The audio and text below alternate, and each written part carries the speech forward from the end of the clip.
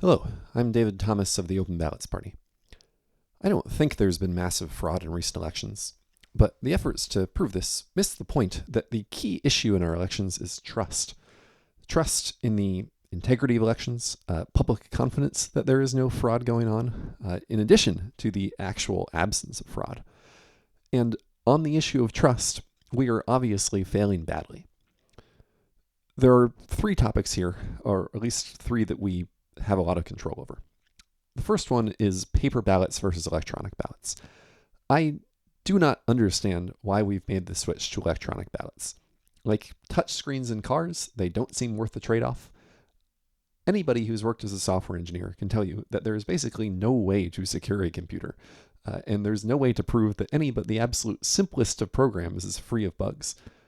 The public seems to understand this a lot better than election officials. What are we gaining from electronic voting? Or what are we gaining that would make it worth it to have a public with a permanent suspicion that the elections have been hacked? It seems totally not worth it to me. I think people don't want to acknowledge this because they don't want to hand Trump a political victory, but we should go back to paper ballots immediately. Any system can be rigged, but with paper ballots, every person understands how they work and understands what the threat models are, and that is simply not true with electronic machines. The second issue is mail ballots versus in-person. Obviously, there are strong reasons to have mail-in ballots, but like with voting machines, they create a whole set of issues that simply weren't there before, both with regards to how the ballots are distributed and how they're turned in, and issues regarding counting and verifying. I don't need to list all these because they've been constantly in the news this whole time.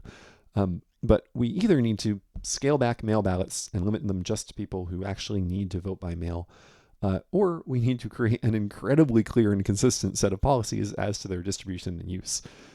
And the problem is, I doubt anybody sees our current political system as capable of creating that. The third issue gets somewhat overlooked, but it's how fast we count the votes. Having a full vote count by midnight on election day is enormously valuable for the perceived integrity of the process. Everything happens on one day. There's no time for conspiracy theories. There's no time for political infighting. Everything is counted up and everybody knows the result immediately. Just like we were able to do with no problems for years and years.